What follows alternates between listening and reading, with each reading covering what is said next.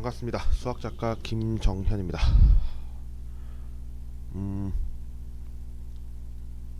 오전이고요.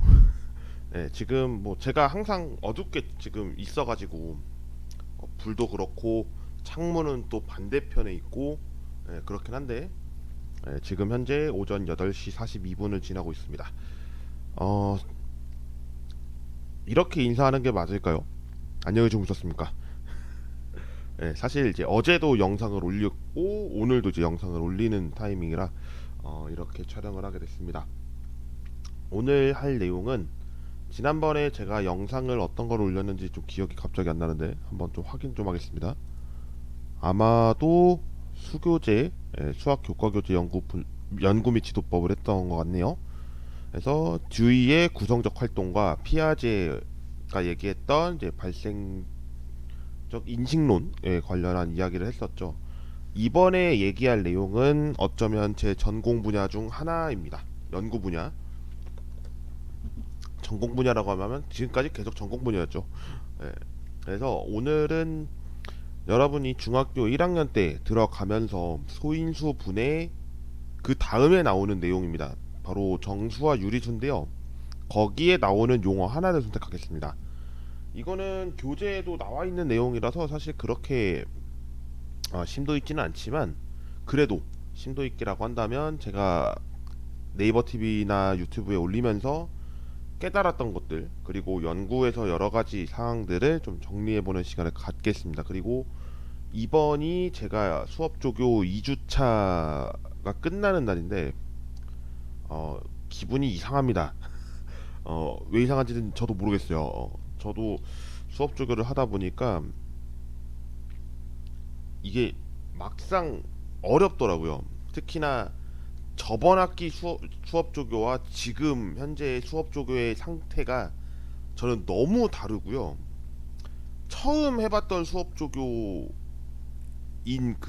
저번 학기 그때는 자 어떻게 해야 될까만 고민을 엄청 했는데 지금은 이제 이렇게 해야 되는구나를 좀 알게 된 것 같아서 일단은 계속해서 적응하고 생활을 하고 있습니다. 수업 조교 이외에도 계속해서 연구는 진행 중이고요. 일단 제 세 번째 정확하게 네 번째죠. 네 번째가 연구 보조로 연구 수행을 하는데 이번 주에 끝날 것 같습니다. 거의 이제 막바지에 들어왔고요. 최종 컨펌 후에 아마 9월 말에 투고를 해서 그 결과물은 12월 정도 생각합니다. 뭐 소식 나오면은 제가 말씀을 드리겠지만 관련해서는 이제 교수님의 연구를 보조한 그런 사례를 말씀을 드리면서 시작하겠습니다.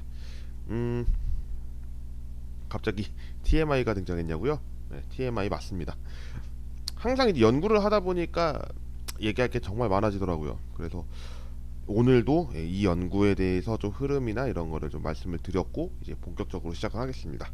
수학교과교재 연구 및 지도법 세 번째 시간입니다. 보시는 것과 같이 음수의 인신론적 장애와 해결법입니다. 여러분이 양수, 자연수에서 했던 거를 수를 확장을 해 나갔을 때 어떻게 해 나갔냐라고 하면 받아들입니다. 받아들인다는 것은 뭐냐면 이제 이런 거죠. 정수가 이제 자연수에서 계산했던 것을 정수에서 똑같이 적용될 거다. 정수에서 했던 것을 유리수에서 똑같이 적용될 거다. 유리수에서 실수로 적용됐을 때 똑같이 적용될 거다. 그게 어디서부터 일어났었냐면 중학교 1학년 때부터 일어났었죠. 그게 단순하게 수의 체계에서만 일어난 것이 아니라 거듭 제곱도 마찬가지입니다. 지수.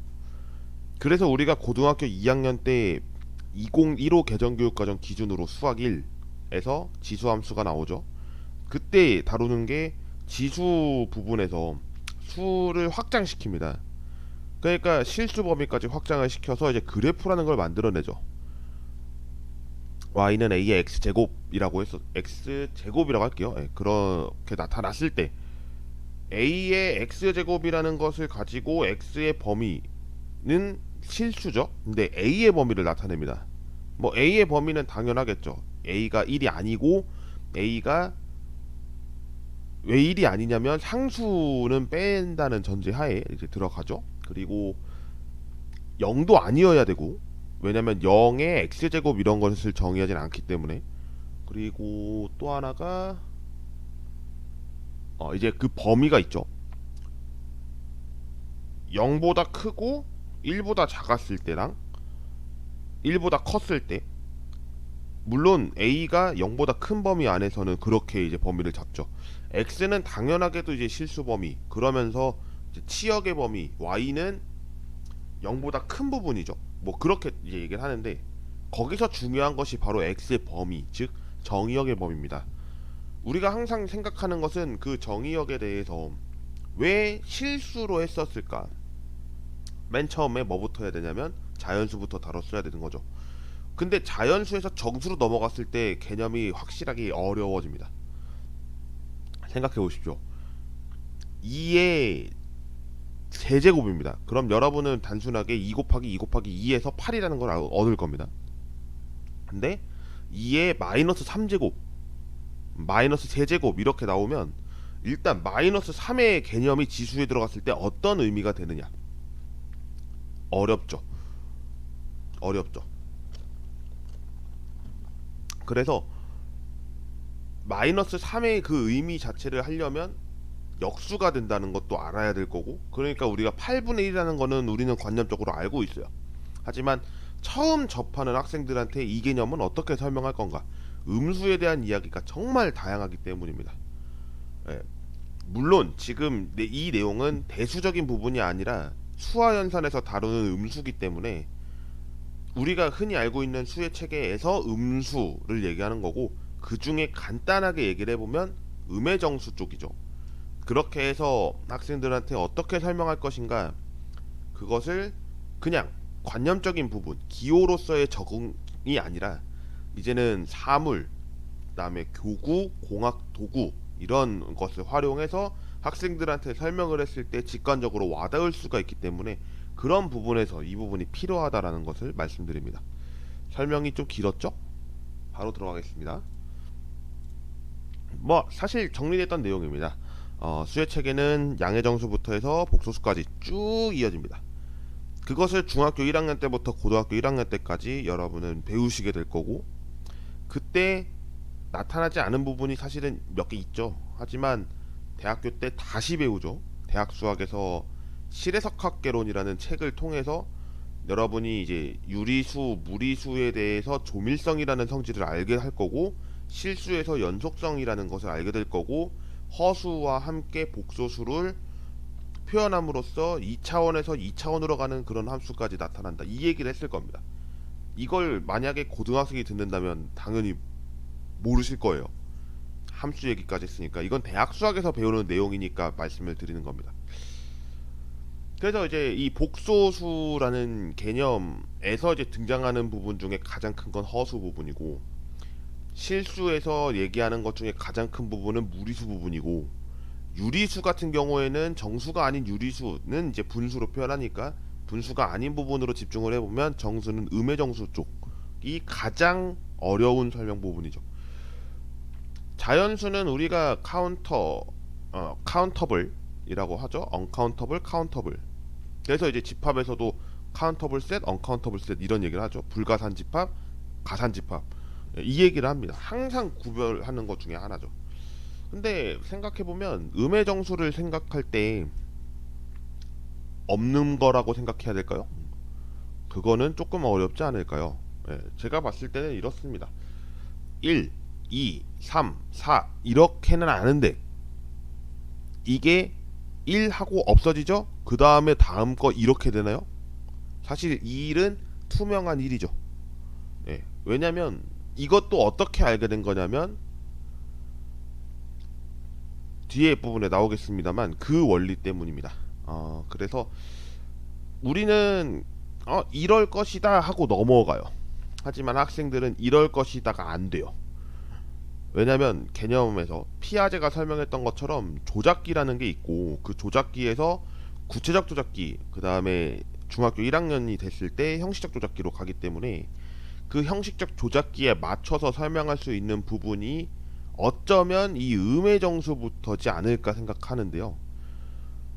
수화연산이니까 특히 이 음의 정수는 음수 때문에, 그러니까 음의 부호라는 의미가 너무나 많은 의미를 담고 있다 보니까 너무나 어렵죠, 설명하기가. 그래서 제가 생각해봤던 두 가지를 이렇게 좀 적어봤습니다. 과연 음수를 수로 받아들여야 하는가? 우리는 자연수는 수로 받아들여요. 왜냐하면 보이는 물체에 가지고 기수, 서수를 부여할 수 있으니까. 하지만 음수는 그게 아니죠. 단순히 0보다 작은 부분이다, 뭐 이렇게 생각할 수도 있지만 여러 가지가 있기 때문에 고민해야 할 부분은 너무나 많습니다. 그 두 번째, 만약에 이 음수가 실제로 존재한다라고 했을 때 학생들한테 경험시키기 위해서 어떤 교수학습법이 필요한지, 이런 것들이 좀 주요한 부분이라고 할 수 있겠습니다. 어, 아침이라 커피를 마시고 있는데 커피가 사실은 커피 마시고 물도 같이 마셔야 되더라고요. 갈증 때문에. 자, 그래서 이제 설명하는 것이 음수를 설명할 수 있는 몇 가지 모형들이 있습니다. 이제 교재에 나와 있는 것을 기반으로 했었을 때는 세 가지를 도출시키는데요. 이 세 가지는 바둑돌, 그러니까 이것을 이제 샘돌로 이야기를 하고요. 그다음에 수직선 모형, 그다음에 우체부 모형입니다. 제가 생각했었을 때 이 세 가지 기법에서는 장단점이 또 있기 마련입니다. 그러니까 이런 거죠. 바둑돌, 그러니까 샘돌 모형 같은 경우에는 자, 양수 부분, 그러니까 0보다 큰 부분에 대해서 개수를 다룰 때 흰 돌로 한다면 검은 돌은 음해부호 쪽으로 가서 이제 왼쪽으로 가는 부분을 표현해 주는 거죠. 그렇게 했을 때 만약에 서로 캔슬되는 부분으로 한다면 음의 정수 부분에서 덧셈 뺄셈 계산하는 과정은 굉장히 쉬울 겁니다. 근데 어려운 것도 있죠. 수를 확장시키기 위해서는 우리가 유리수까지 가야 되는데 유리수를 배울 때 단순하게 양의 유리수를 배우는 것이 아니라 음의 유리수 또한 배우기 때문에 이런 부분에서 설명을 어떻게 하느냐, 이런 고민이 필요해 보이죠. 그런 부분이 이제 1번 부분입니다. 뭐 다른 방법으로 만약에 한다면, 음의 정수에서 뭐와 같이 연결을 하냐면 수직선 모형과 같이 연결을 합니다. 놓는 거죠. 예, 수직선 위에다가 정수 부분에 맞춰서 놓아지는 부분. 그렇게 하면 유리수까지 설명이 되고, 결과적으로는 유리수까지 설명이 되는 게 아니죠. 유리수는 설명할 수 없죠, 샘돌인 경우는. 그렇지만 수직선이라는 그 개념 자체는 실수와 1대1 대응된다는 성질이 있기 때문에 여러분이 함수를 배우셨으면 좌표평면을 배웠을 때 x축, y축은 모두 실수 부분이었죠. 그러다 보니까 이 수직선 모형으로 했었을 때 실수 영역까지 커버가 가능하다, 이러는 장점이 있습니다. 하지만 이 부분은 학생들이 좀 더 익숙해지고 표현이 가능할 때 사용하는 것이 중요하겠습니다. 어쩌면 제가 생각했었을 때 3번은 좀 더 고민할 필요는 있어 보여요. 왜냐면 우체부 모형인데요. 수발신, 그 개념에 따라서 양수를 주고 음수를 준다, 이런 개념 때문에 나온 건데요. 제가 생각했었을 때 이 우체부 모형은 실생활 적용에 용이하다라고 생각을 합니다. 그러니까 이 실생활 적용이라고 한다면 주고받는다에 대한 개념을 수학적으로 표현을 해서 덧셈, 뺄셈, 그러니까 더하기, 빼기의 개념이 만들어지죠. 근데 이 개념을 과연 학생들이 이해를 하기에 충분한가라고 했었을 때 저는 미지수라고 생각합니다. 수업 조교를 하면서 한 학생이 이 이야기를 했거든요. 경제적 용어가 만약에 나타났다 라고 하면 경제 용어를 과연 중학교 1학년 학생들이 알까? 그러니까 문해력에 관련해서도 좀 다소 어려움이 있는 부분이죠. 그러다 보니까 단순하게 이 모형 세 가지 지금 제시가 되어 있습니다만 각각에서 상황에 맞게 제시하는 것이 중요할 거고, 이제 또 한 학생이 저한테 물어봤던 것 중에 하나가 이 개념을 정리해서 발표를 하나요? 라고 물어봤을 때 저는 그랬거든요. 이 개념들을 설명할 수 있는 도구들의 예시지 꼭 이거를 사용해야 한다는 건 아니고, 다른 방법이 있다면 그 다른 방법을 교사, 이제 예비 교사분들이 스토리텔링을 통해서 내서 학생들에게 수학이라는 과목 자체가 논리적인 부분이니까 그거와 겸비해서 설명할 수 있어야 한다, 이렇게 저는 얘기했거든요. 그래서 뭐 음수 설명하는 부분에 있어서는 굉장히 다양한 내용들이 있겠지만, 모형들에 있어서는 이렇게 대표적인 세 가지를 사용하고 있고, 뭐 추가적인 부분이 있다면 그 부분에 대해서는 이제 논문거리가 되겠죠. 정말 검증된 부분이라면 그런 부분으로 생각하면 좋을 것 같습니다.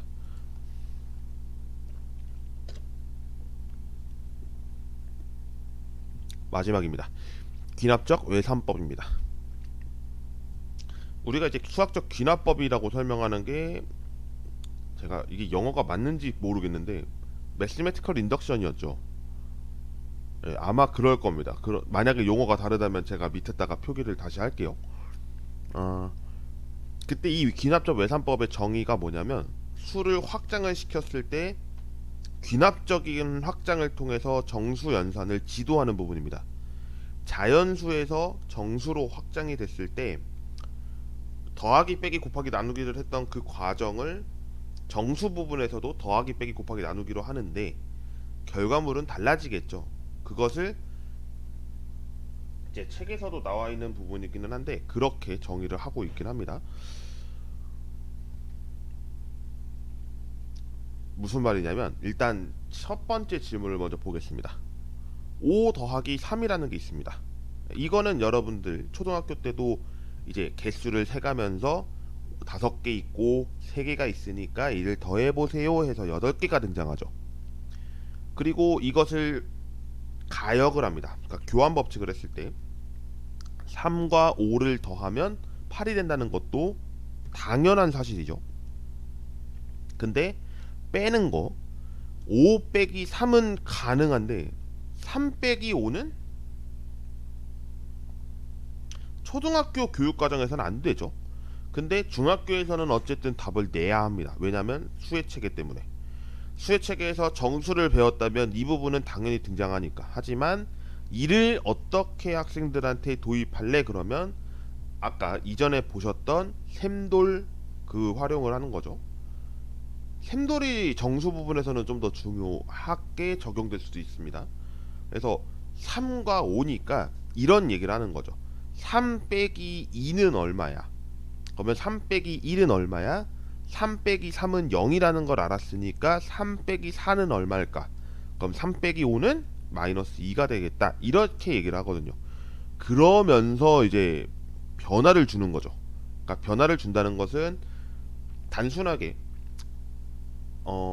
큰 수에서 작은 수를 뺀다, 이것을 작은 수에서 큰 수를 뺀다로 바꾸고, 그것이 이제 계산 지도를 할 때 그냥 관념적인 부분으로 우리는 큰 수에서 작은 수를 뺀 다음에 음해보호를 붙이기로 했어, 이런 것이 아니라 작은 수에서 큰 수를 정말 한번 빼볼까, 이 생각을 하면서 하는 것이 좀 중요하다는 거죠.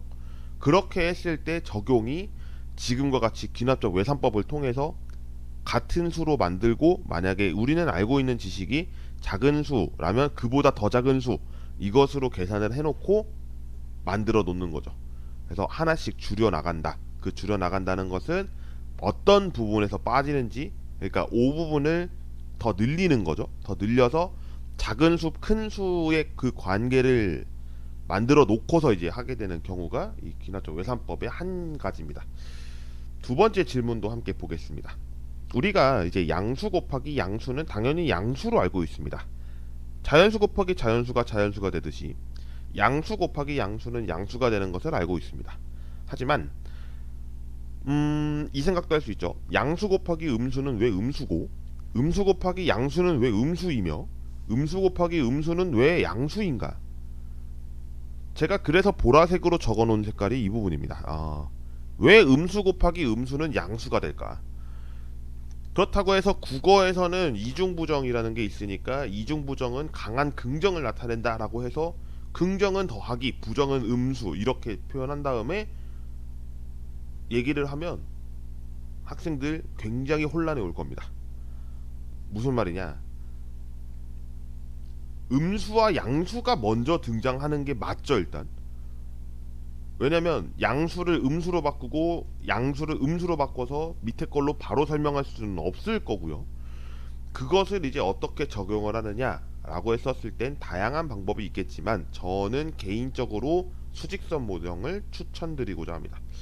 뭐 다른 방법이 있다면 다른 방법도 쓰면 좋겠지만 제가 왜 그 부분을 초청을 하냐면 음의 부호의 의미 자체가 너무나 많은 다중성 의미를 갖기 때문입니다. 다중성 의미. 다중성 의미란 한 가지의 내용으로만 그냥 뭐 예를 들면 빼기 이것만이 아니라 반대도 사실 마이너스를 갖죠. 반대. 그러니까 찬성을 더하기 반대를 빼기로 해서 표차를 계산하는 경우 이런 거를 보는 거죠. 그러니까 이제 요새 너무 이제 정치권 얘기가 너무 많이 나오니까 뭐 그렇다고 해서 어느 정당을 지지한다 이런 것을 저는 당연히 얘기하면 안 되죠. 교육을 하는 입장에서는 정말 중립선을 정확하게 지켜서 설명을 해야 되니까. 근데 그런 게 있었죠. 찬성과 반대에 대해서 표 차이가 얼마 나느냐라고 계산을 하면 찬성 빼기 반대를 할 거냐 반대 빼기 찬성을 할 거냐 이 얘기가 너무 많습니다. 하지만 우리가 찬성이라는 것을 더하기라고 해놓고 반대라는 것을 빼기라고 한다면 그 부분에 대한 표차는 어디가 더 많은가에 따라서 양이 많았다면, 그러니까 찬성이 많았다면 양의 부호를 가질 거고 반대가 많았다면 음의 부호를 가져서 결과값을 도출해낼 겁니다. 물론 이 상황에서 기권표는 어디에 건들 수도 없습니다. 그러면 그 찬성과 반대라는 그 두 의미만 봤었을 때 왼쪽이다라는 것으로 또 치우쳐지겠죠. 그래프상에서. 그러니까 그래프라고 한다면 1차원적 그래프, 즉 수직선에 대해서 0을 기점으로 했었을 때 마이너스, 그러니까 마이너스면 왼쪽에 있는 거죠. 그런 것처럼 의미가 너무나 많습니다. 그러니까 또 추가됐죠. 반대의 의미 자체는 수직선으로 모형을 했었을 때 왼쪽에 있다라고 하는 거고 그러다 보니까 굉장히 큰 의미를 담고 있습니다. 위로 간다라고 한다면 그의 반대 방향이 아래이겠죠. 그러니까 아래의 의미도 갖는 겁니다. 어쩌면 온도계 같은 게 대표적인 예가 되죠. 그러니까 그렇게 이제 얘기를 하는데 과연 이 부분을 학생들한테 어떻게 상황에 맞게 설명할 것인가 이런 부분은 이제 고민거리가 되는 거죠.